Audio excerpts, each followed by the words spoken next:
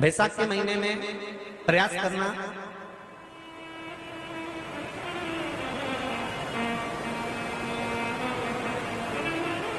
एक कलश के अंदर एक बेलपत्री उसमें डालकर बैसाख के कोई भी दिन महीने के अंदर शंकर भगवान को वो चढ़ा देना। और एक और बात बहुत अच्छी तरह से, अगर मान लो आपके पास में बेल का जो फल होता है ना,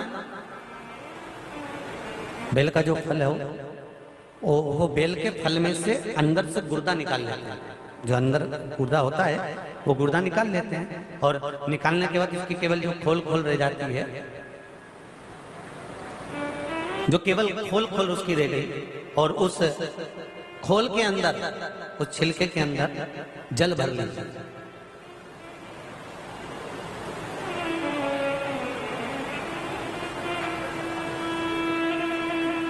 और उस छिलके के अंदर जल भरकर उस जल को ताम्र पात्र में डाल दीजिए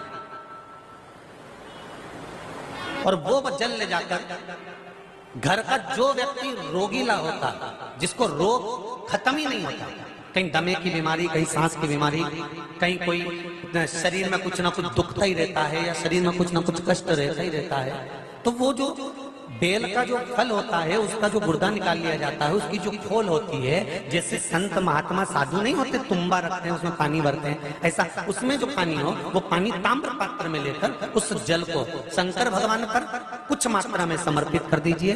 थोड़ा सा जल बेलपत्री के वृक्ष के नीचे समर्पित कर दीजिए। जो शिव जी को जल चढ़ाया गया है उसी में से थोड़ा सा जल लेकर आओ और जो रोगीला व्यक्ति है बैसाख के महीने में उस जल को उसको पिला दीजिए। महाराज उसकी बीमारी उसके साथ नहीं रहेगी, वो धीरे धीरे समाप्त होना प्रारंभ कर,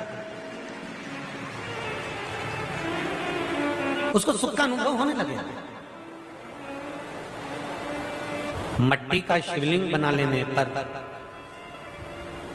पार्थिव शिवलिंग का निर्माण कर लेने पर व्यक्ति के जीवन के 6 महीने में आने वाली बाधाएं अपने आप कट जाती है। ध्यान देना जरा, लिंग पुराण में लिखा है, लिंग पुराण में, स्कंद पुराण में, शिव महापुराण में वर्णन किया गया है पार्थिव शिवलिंग के निर्माण का। और उसमें एक बात कही गई कि जब संसार का मनुष्य, मृत्यु लोक में रहने वाला मानव, मृत्यु लोक में रहने वाला मनुष्य मिट्टी के शिवलिंग का निर्माण करता है, पार्थिव शिवलिंग का निर्माण करता है, और जिस घर में पार्थिव शिवलिंग का निर्माण होकर उसकी पूजन होती है, घर का सदस्य उस पर अगर एक बूंद जल समर्पित कर देता है तो जितने घर के सदस्य होते हैं उस पार्थिव शिवलिंग के निर्माण को करने वाले होते हैं, पूजन करने वाले होते हैं, उनको 6 महीने तक किसी बड़ी बाधाओं को झेलना नहीं पड़ता, वो दुख अपने आप बढ़ जाता है। पार्थिव शिवलिंग का निर्माण, और उसमें से पार्थिव शिवलिंग के निर्माण का वर्णन ये पत्र में देखो कि एक लड़के के नाक में गठान हो गई थी। उस पत्र को ढूंढूंगा, उससे पहले जिसने पत्र लिखा हो वो खड़े हो जाएंगे। आप ही, आपने लिखा था जी? दोनों हाथ हिला दीजिए। हर हर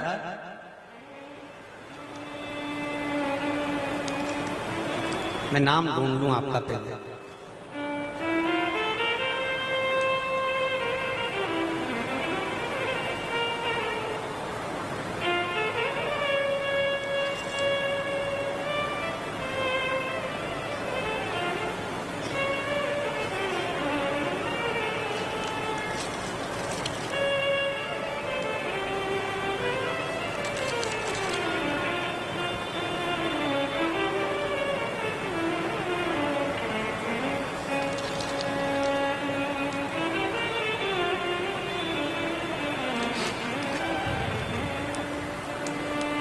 लक्ष्मी अरोरा कनखल हरिद्वार से हैं। आप ही हैं? श्री शिवाय नमस्तुभ्यम, हर हर महादेव। लक्ष्मी जी आपने लिखा है, गुरु जी श्री शिवाय नमस्तुभ्यम, मेरे छोटे बेटे की नाक में अंदर एक गठान हो गई थी, एक्सरे में भी वो गठान आ गई थी, डॉक्टर ने उसको ऑपरेशन के लिए बोल दिया। गुरुजी आपकी कथा में लॉकडाउन से सुन रही हूं, उसमें आपने कई बार पशुपति नाथ के व्रत के बारे में बताया था।